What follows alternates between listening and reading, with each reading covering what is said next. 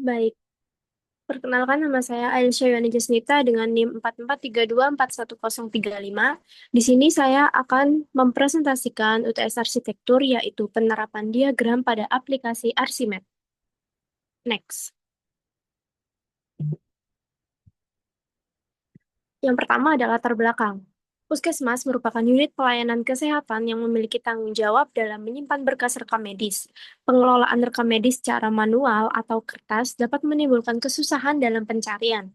Untuk meningkatkan efisiensi dan juga keamanan, fasilitas kesehatan beralih ke sistem berbasis web. Dengan menerapkan sistem digital, membuat akses penyimpanan rekam medis berjalan dengan aman dan teratur. Dengan melakukan digitalisasi, dokumen rekam medis dapat memudahkan koordinasi dalam tim, mempercepat pelayanan, dan dapat mengurangi risiko kehilangan data. Next. Nah, ini contoh diagram ERD, sistem Archimedes atau Entity Relationship Diagram. Next.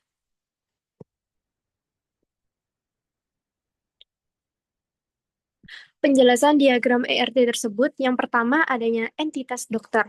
Atributnya ada ID dokter, bisa dicontohkan sebagai D001, nama dokter, Dr. Andi Pratama, dengan spesialis umum, username Brandi, passwordnya dirahasiakan, lalu relasinya dokter memiliki relasi one to many dengan rekam underscore medis, yang artinya satu dokter dapat membuat banyak rekam medis pasien.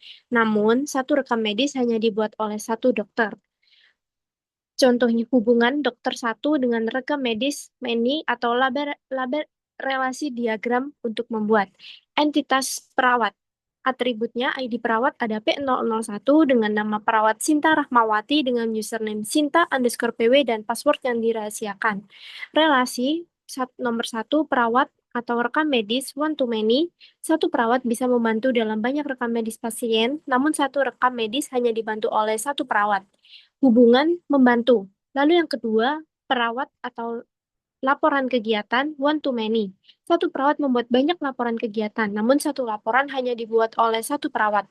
Hubungan yaitu membuat. Next. Lalu yang ketiga adanya entitas pasien, atribut ID pasien PS001, nama pasien Rudi Hartono, tanggal lahir 1990, bulan 5, tanggal 12, alamat Jalan Merdeka nomor 45 dengan nomor HP 081234567899 dengan username Rudi dan password yang dirahasiakan. Lalu relasi entitas pasien yaitu pasien dengan rekam medis atau one to many. Satu pasien memiliki banyak rekam medis karena setiap kali berobat akan dibuat data baru. Tapi satu rekam medis hanya milik satu pasien dengan hubungan memiliki. Lalu yang keempat, adanya entitas rekam medis. Atribut ID rekam RM001 dengan ID pasien PS001 dengan ID dokter D001 dan ID perawat P001. Tanggal pemeriksaan 2025 bulan 10 tanggal 8. Diagnosis demam berdarah dengan resep obat paracetamol dan vitamin C. Dengan catatan, pasien diminta istirahat total selama 5 hari. Keterangan, rekam medis merupakan entitas pusat atau hubungan utama yang menghubungkan dokter, perawat, dan pasien. Semua data pemeriksaan, resep, dan catatan pasien tersimpan di sini. Next. Entitas laporan kegiatan. Atributnya ada ID laporan atau L001, ID perawat P001.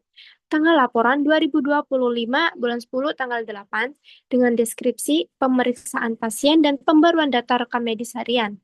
Relasi setiap laporan kegiatan dibuat oleh satu perawat, tetapi satu perawat dapat memiliki banyak laporan dengan hubungan perawat dan laporan kegiatan atau one to many. Next.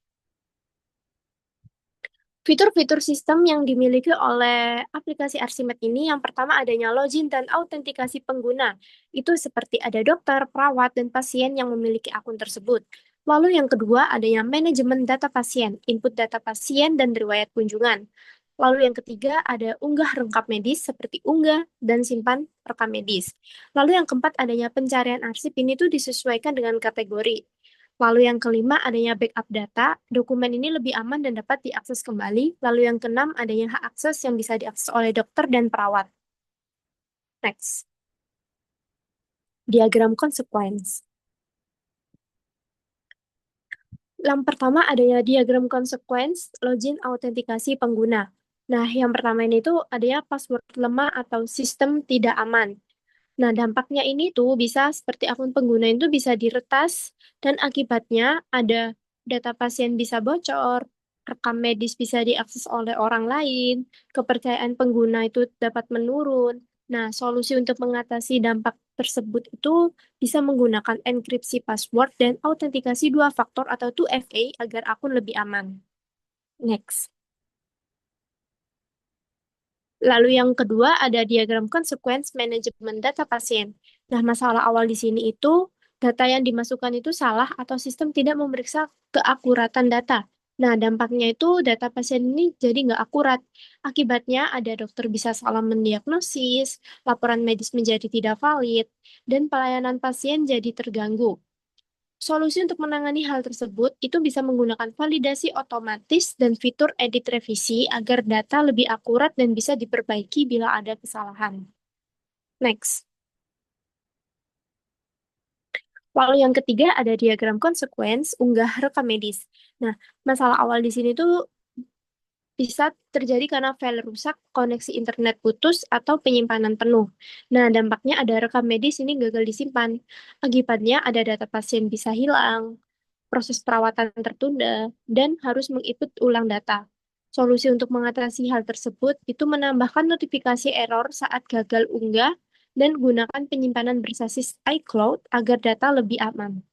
Next. Lalu selanjutnya ada diagram consequence pencarian arsip.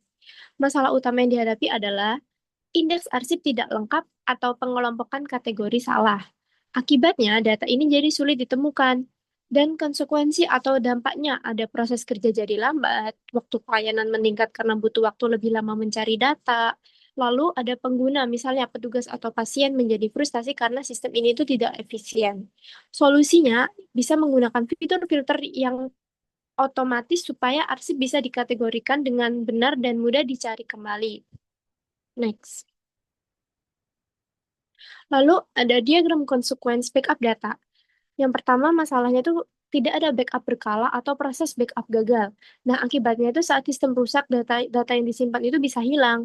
Dampaknya itu riwayat pasien hilang, operasional terganggu karena data penting tidak bisa diakses, lalu reputasi instansi itu juga menurun karena dianggap tidak menjaga keamanan data pasien tersebut. Nah, solusinya untuk menghadapi hal-hal tersebut itu bisa menggunakan jadwal backup otomatis ke server cadangan supaya data ini itu selalu tersimpan aman walaupun terjadi kerusakan sistem. Next. Lalu ada diagram consequence hak akses. Masalah utama ini tuh izin akses terlalu bebas atau tanpa batasan peran. Misal, perawat bisa ubah data dokter. Nah, akibatnya ini tuh pengguna ini bisa mengubah data tanpa kontrol. Dampaknya ini itu terjadi manipulasi data, muncul kebocoran privasi pasien, lalu ada integritas sistem menurun karena data tidak lagi terpercaya. Solusi untuk menghadapi dampak tersebut bisa menggunakan role-based access atau kontrol RBAC, yaitu sistem yang memberi hak akses sesuai peran. Misal, dokter sendiri, perawat ada memiliki peran sendiri, atau bahkan admin juga memiliki hak akses sendiri. Baik, sekian presentasi dari saya. Wassalamualaikum warahmatullahi wabarakatuh.